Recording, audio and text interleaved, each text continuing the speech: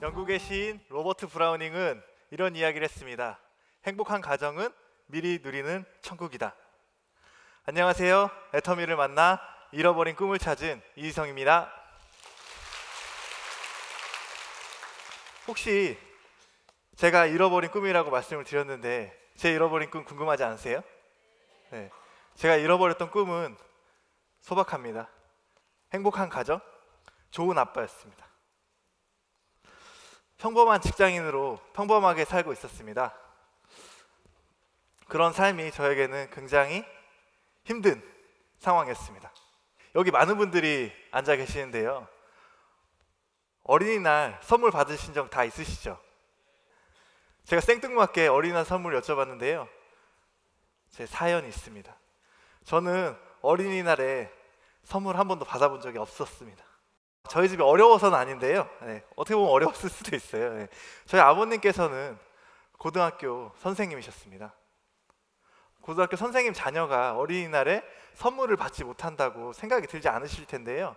저희 아버님은 학생들을 위해서만 교육자의 삶을 살아오신 분이시라서 조선시대로 치면 선비 같은 분이셨습니다. 돈 욕심이 전혀 없는 분이세요. 네. 그래서 학생들을 위해서 많이 노력을 하셨는데요. 실질적으로 아버지가 학생들이 벼 아시죠? 네. 벼를 쌀나무라고 부르는 걸 보고 충격을 받으셔서 아버님이 학교 정원에 직접 물을 대시고 논농사를 짓기 시작하셨습니다. 매일 아침 6시면 집을 나가셨어요. 그렇게 부지런히 학생들을 위해서 뭔가 보여주셔야 되겠다고 일을 하셨거든요. 그리고 과일나무도 심으셨어요. 과일이 자라나는 모습을 보여주고 싶다고 과일나무도 심으셨던 분이세요. 본인이 혼자 하시면 되는데 서울시 교육청에 전화를 하셨습니다. 모든 학교가 다 같이 해야 된다고요. 그것도 모자라서요. 저희 아버지가 각 학교 교무부장 선생님들께요 이메일을 다 돌리셨어요. 같이 하자고요. 돈 욕심은 없으신데요. 그런 마음은 굉장히 강하신 분이셨습니다. 반대로요, 저희 어머니는 굉장히 좀 유복하게 사셨어요. 지금 나오는 게 저희 외갓집 사진이거든요. 네. 어머니가 이렇게 유복하게 잘하시다 보니까 항상 원하시던 삶이 있었어요. 화려한 삶이셨어요. 네. 그거에 맞는 삶을 사시겠다고 인테리어 사업, 무대 디자인하는 인테리어 사업도 하셨고요. 이 회사 저 회사에다 투자를 많이 하셨어요. 처음에는 결과가 괜찮은 것 같았습니다. 어떻게 됐을까요? 네. 점점 빚이 늘어갔고요. 나중에는 신용불량자가 되셨습니다.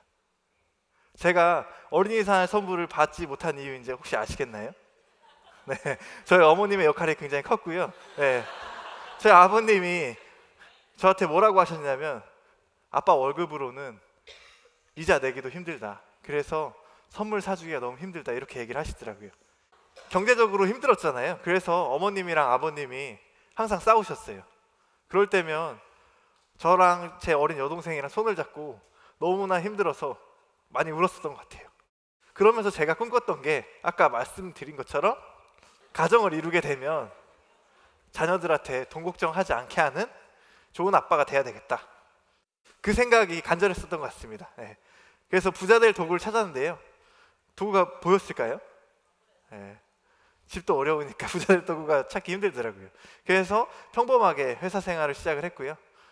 회사 생활을 하면서도 제 머릿속에는 온통 어떤 회사로 연봉을 올려서 이직을 할까 이 생각밖에 없었던 것 같습니다. 제가 처음 들어갔던 회사는 외국계 회사였었거든요. 그래서 연봉을 조금 받았어요. 근데 제가 하는 일보다 연봉을 조금 덜 준다고 생각이 들어서 제 이력서를 내고 국내 제약회사로 또다시 이직을 했습니다. 그 회사를 또 다니는데요. 여전히 제 생각에 부자 될 수 없는 일인 거예요. 그래서 제가 3번째 이직을 결심을 했거든요.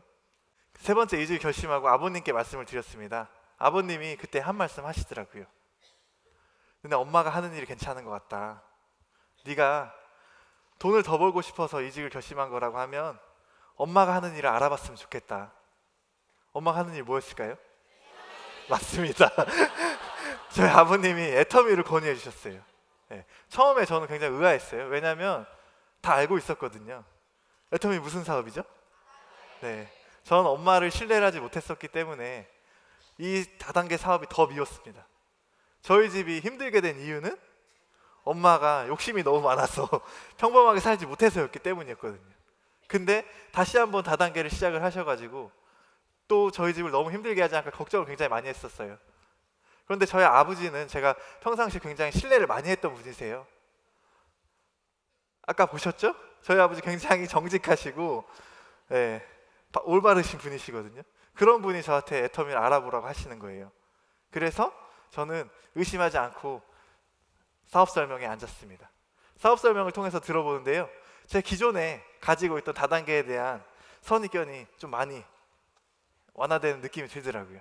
왜냐하면 애터미에는 기존 회사에는 있지만 남들에게 피해주는 그러한 요인들이 거의 없었습니다. 그래서 제가 꾸준하게 몇 번 더 알아봤었거든요. 그때는 애터미 클래스가 없었어요. 이렇게 많은 세미나장에 가면요, 저 같은 젊은 사람이 보이면 좀 이상하게 쳐다보던 때였었거든요. 네. 그렇게 애터미 회사를 알아보는데요, 하루는 회장님이 주관하는 세미나에 앉게 됐어요. 제가 뭔가를 선택을 해야 되니까 많이 들어봐야 되잖아요. 회장님 세미나를 앉게 됐는데요, 회장님이 한 말씀 하시더라고요. 제가 회사를 다닐 때 마케터 겸 영업사원으로 일을 했었거든요. 근데 회사를 다니면서 제일 힘들었던 일이 이거였어요. 저희 회사 제품이 좋은데요, 경기가 어려워지다 보니까 수가가 떨어져가지고 좋은 제품인 건 알지만 비싸서 못 써주겠다는 거예요. 그때마다 제가 들었던 생각이, 우리 회사 제품 같은 걸 싸게 팔면 내 일이 정말 줄어들 텐데. 제가 회사 생활할 때 그렇게 느꼈었거든요. 근데 회장님이 그 얘기를 해주시는 거예요. 이 애터미란 회사는 좋은 제품을 싸게 팔겠다. 좋은 제품을 싸게 팔다 보면 우리 같은 유통회사는 소비자들은 알아서 몰려올 거다. 이 얘기를 하시는데요, 제가 너무 감동을 받았어요. 왜냐하면 평상시 제가 꿈꾸던 이야기였었거든요.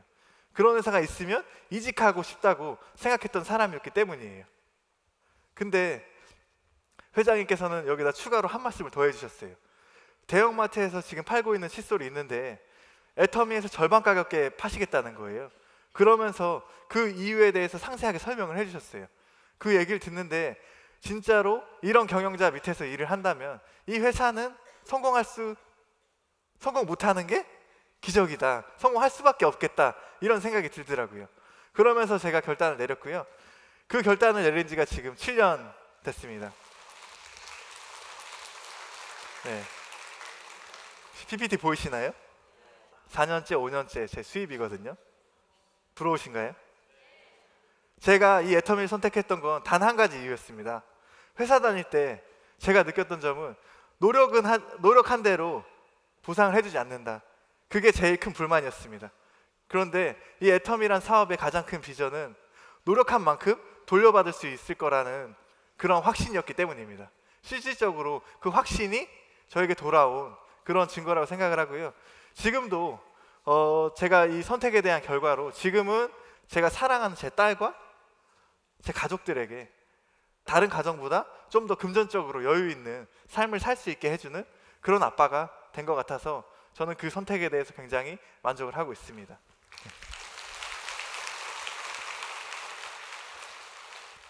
중국 속담인데요, 나무 심기 가장 좋은 때는 20년 전이라고 합니다. 그럼 두 번째로 좋은 때는 언제일까요? 네, 바로 오늘이라고 합니다. 그런데 제가 다시 돌이켜보면, 제가 만약에 이 애터미란 사업을 두려움 때문에 선택하지 않았다고 하면 지금의 행복한 가정이란 결과는 돌아오지 않을 거라고 생각을 합니다. 이 자리에 시간 내서 찾아오신 만큼 이런 애터미란 회사에 대해서 잘 알아보시고 성공의 씨앗을 가져가셔서 행복한 가정이란 큰 나무를 키우실 수 있는 분들이 되셨으면 좋겠습니다. 이상 마치겠습니다. 감사합니다.